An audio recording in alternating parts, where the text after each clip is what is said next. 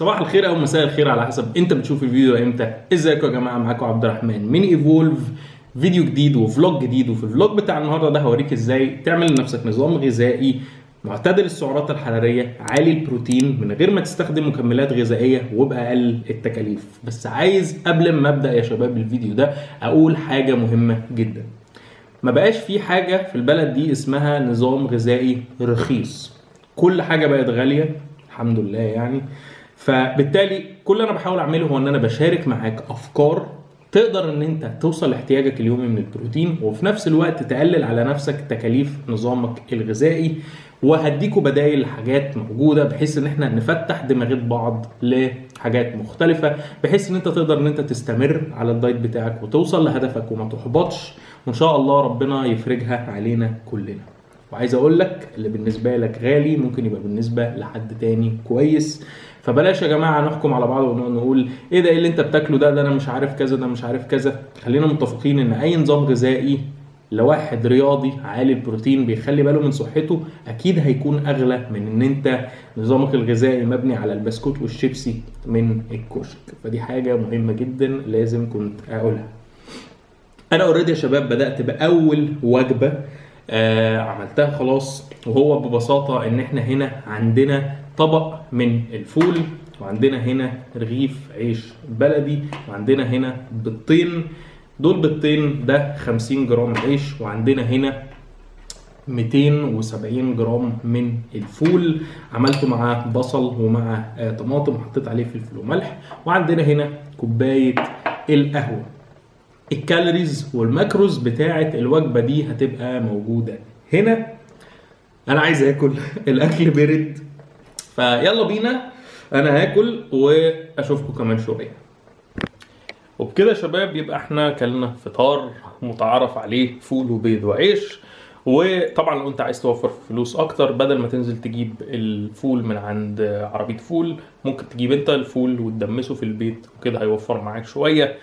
بس كل واحد فينا على حسب وقته، ايه المتاح بالنسبه له، ايه اللي يقدر يعمله، ايه اللي يقدر ما يعملوش. بس خد بالك ان انا ممكن اخش معاك بقى واحد بقى يجي يقول لك على فكره انت ممكن تزرع الفول عندك في البيت ارخص، او على فكره انت ممكن تجيب فرخه وكبر الفرخه وتخلي فرخه بيض فانت ما تشتريش بيض. لا بص، مش هنخش في النقاشات دي وفي المراحل دي.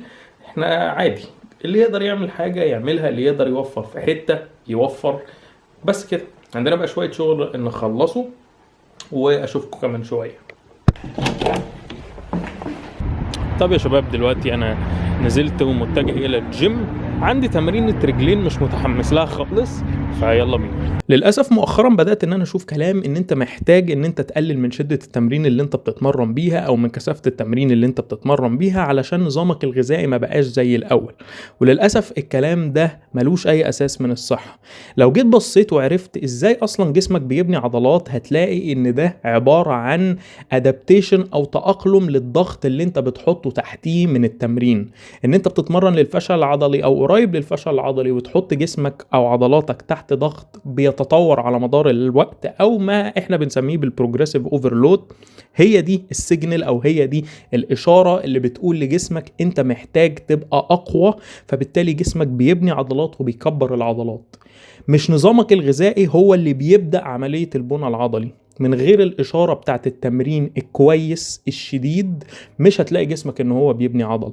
جسمك بيبني عضل مبدئيا من الإشارة اللي انت بتديها له عن طريق التمرين، والنظام الغذائي هو اللي بيدعم ده.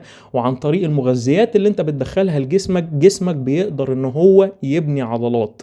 لكن لو انت كلت جرامات البروتين والسعرات الحرارية اللي موجودة في الدنيا كلها وما بتتمرنش او ما بتتمرنش بالشدة الكافية، جسمك ما عندوش سبب ان هو يحافظ على الكتلة العضلية او يبني كتلة عضلية اكتر، لان الضغط اللي انت بتحطه تحتيه مش بيتطور. ما تسمعش كلام حد اللي بيقولك اتمرن اقل، لا بالعكس، اتمرن جامد علشان تقدر تحافظ وتبني كتلة عضلية اكتر. يلا بينا يا شباب نرجع للفلوج.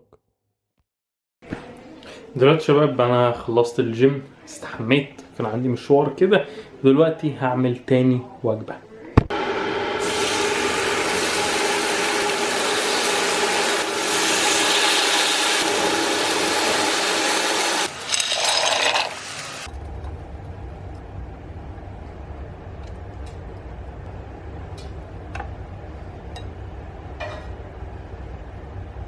طيب يا شباب، دي تعتبر تاني وجبة النهاردة، وهنا عندنا 280 جرام من المكرونة المسلوقة، وانا حطيت عليها كاتشب عشان انا مكسل اعمل صلصة النهاردة. والسبب اللي خلاني اختار المكرونة كمصدر كارب هو ان ال 280 جرام دول فيهم حوالي 17 جرام بروتين، واحنا بنعد جرامات البروتين اللي موجودة في مصادر النشويات عادي جدا، وبتخش في احتياجك اليومي من البروتين. واي حد يقول لك عكس كده اقول له ماشي وسيبه وامشي.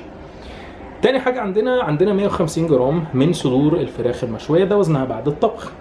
حد يجي يقول لي ازاي نظام غذائي بأقل التكاليف وفي نفس الوقت بتاكل صدور فراخ مشوية؟ انت عارف كيلو صدور فراخ بقى بكام؟ اقول لك انا فاهم انت بتتكلم في ايه، بس تعالى فكر فيها.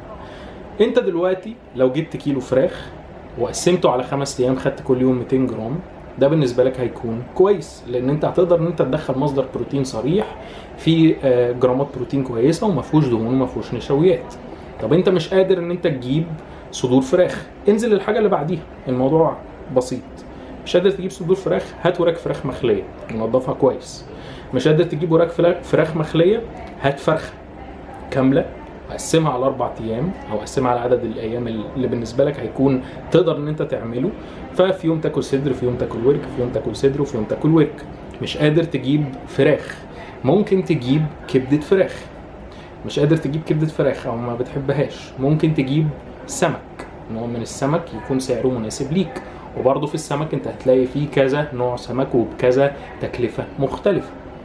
فاللي انا عايز اقوله لك ان حاول على قد ما تقدر ان انت تشوف ايه مصدر البروتين اللي هيكون مناسب معاك ومع ميزانيتك، ومش لازم تاكل منه كمية كبيرة. يعني انت حرفيا ممكن تاكل 100 جرام بس من الفراخ، بس لما بتدخل مصدر بروتين صريح اولا بيساعدك ان انت تشبع، بيسهل عليك ان انت تدخل جزء كويس من البروتين، وفي نفس الوقت بيكون الماكروز بتاعته معقولة. انت مش يعني مثلا انا مش هروح اجيب زبدة فول سوداني واقول لك اصل هي فيها بروتين عالي. ماشي، بص بقى 8 جرام البروتين دول هتاخد قصادهم كام سعره حراريه.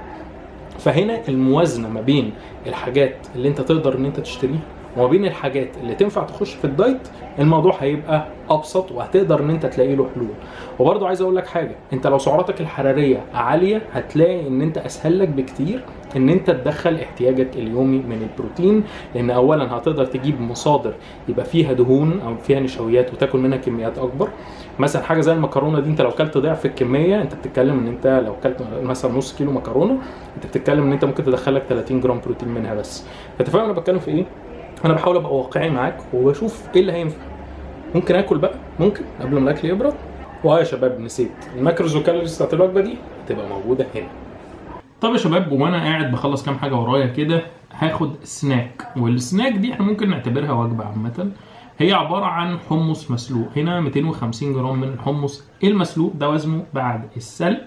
والحمص فيه شويه بروتين لزاز، يعني دول حوالي فيهم 12 جرام بروتين. في ضعف الكميه من النشويات عادي جدا، حتى اكتب لكم الماكروز والكالوريز بتاعت الحاجات دي هنا. بس في نفس الوقت هيدخل لك كميه بروتين مش وحشه، وبالعكس انا بحبه وطعمه حلو جدا. تقدر بقى ان انت تجيبه يعني من العطار، تنقعه وتسلقه وتظبط الدنيا ويبقى عندك موجود يكفيك كام يوم. طب ايه البديل ليه؟ ممكن حاجه زي الترمس. في ناس كتير قوي بتحب الترمس، تقعد تعزقز فيه كده وانت قاعد بتعمل اي حاجه، وبرده في نسبه بروتين محترمه. بس خلي بالك، ممكن تلاقي حد يقول لك 100 جرام الحمص فيهم 12 جرام بروتين. في فرق ما بين وزن الحاجه او الماكروز بتاعت الحاجه وهي ناشفه وهي قبل ما تتسلق، وفي فرق ما بين الماكروز بتاعت الحاجه بعد ما تتسلق. فتاكد وانت اصلا بتحسب ان انت تبقى بتدخل الانتري نفسها صح، او تبقى عارف الماكروز والكالوريز بتاعت الحاجه مظبوطه. وجوجل يا باشا ما سابش حاجه لحد، اكتب يا عم اللي انت عايزه هتلاقيه موجود على جوجل. وده برضو معضله في حته الترمس، تلاقي ناس تقول لك 100 جرام الترمس فيهم 24 جرام بروتين او 30 جرام بروتين. دي مش دي الحقيقه. فاحنا بنشوف الحاجه احنا بناكلها ازاي. فدول ربع كيلو حمص مسلوق. جميل والله. والساعه اللي انت فيها دي ممكن تعمل حمص الشام، يبقى برضو بتمزج نفسك وفي نفس الوقت بتدخل شويه بروتين كده، يعني فاهم؟ مشي الدنيا والدنيا ان شاء الله تمشي. دلوقتي يا شباب جه ميعاد اخر وجبه، يلا بينا نظبطها مع بعض.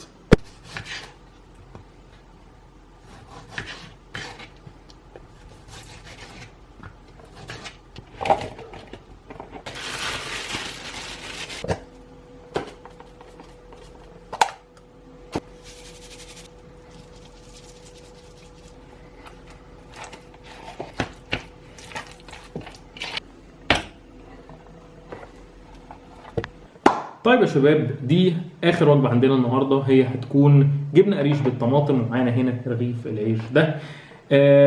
الجبنه القريش، قالب جبنه قريش ربع كيلو، فيه حوالي 33 جرام بروتين، عليهم علبتين زبادي لايت دول فيهم 7 جرام بروتين، غير ان هو بيزود 7 جرام بروتين، بس في نفس الوقت هو بيحسن من ملمس الجبنه القريش وبيخلي طعمها احلى. وانت بقى تقدر ان انت تعمل اللي انت عايزه. انا حطيت ملح وشويه زعتر، انت بقى حط التوابل اللي انت عايزها. وجبه كبيره وهتشبعك، وممكن تزود فيها الطماطم اكتر، او حتى لو انت عايز تزود الجبنه القريش لو انت قادر. فلو جينا بصينا على توزيع على الوجبه دي مثلا، فيها 45 جرام من البروتين، وهكتب الماكروز والكالوريز بتاعتها هنا.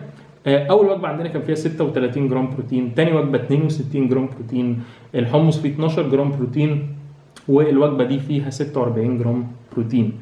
فزي ما انتم شايفين في بروتين في كل وجبه. المصادر نفسها مختلفه، بس كتجميعه وكتوتل احنا عندنا 160 جرام بروتين النهارده. اكل كده، وعايزين ندردش في حته البروتين دي كمان شويه. قبل ما نتكلم في البروتين، خليني اقول لك التوتال كالوريز والماكروز بتاعت النهارده. عندنا 33 جرام من الفات، 254 جرام من الكارب، و160 جرام بروتين، ودول حوالي 2000 كالوري. في كلب هنا بيهوهو مش عايز يسكت، بس انا هصور برضه ماليش دعوه. 160 جرام بروتين دول بالنسبه لي يمثلوا 2 جرام بروتين لكل كيلو. وللاسف في ناس عندها اعتقاد ان جرامات البروتين او احتياجك اليومي من البروتين هو رقم ثابت، لو كلت اقل منه فانت مش هتبني عضله، والموضوع مش كده خالص. احتياجك اليومي من البروتين رينج، وانت هتلاقي فيه ريكومنديشنز او اقتراحات ان انت تاكل من اول جرام فاصلة 6 لكل كيلو لحد 2.5 جرام لكل كيلو. فاللي هو مثلا حد زي ممكن يبقى من 140 ل 220 جرام من البروتين. بص الرينج ده كبير قد ايه. لو انت شخص ما عندكش القدره الماديه ان انت توفر احتياجك اليومي من البروتين في العالي، خليك في المتوسط. مش قادر في المتوسط، خليك في الواطي، لان احسن بكتير ان انت توفر احتياجك اليومي المتوسط او القليل من البروتين كل يوم، احسن مما في يوم توفر احتياجك اليومي من البروتين العالي بس مش قادر تعمل ده على مدار الاسبوع او على مدار فتره طويله. لان انت قصادك اختيار من الاثنين، يا اما هتعمل ده يا اما هتقول انا هبطل وخلاص في 60 ده هي الجيم. بس لو انت بطلت يبقى انت ما استفدتش حاجه. فاحسن لك ان انت تمشي بنسبه 80% بشكل كويس، احسن ما يكون 100% لمده يوم بس ما تقدرش تعمل ده لفتره طويله. فمن الاخر يا شباب، اللي انا عايز اقوله، اللي في ايديك والظروف اللي انت تقدر ان انت تتحكم فيها اعمل ده. بعد فتره قدرت ان انت تعلي احتياجك اليومي من البروتين اعمل ده. بعد فتره قدرت تجيب واي مثلا خام، او تجيب واي بروتين، او تزود في الفراخ اللي بتاكلها، او تزود في البيض اللي بتاكله اعمل ده. بس الاحسن ان انت تبدا باقل حاجه انت تقدر توفرها لفتره طويله وتكون مش ضاغطه عليك.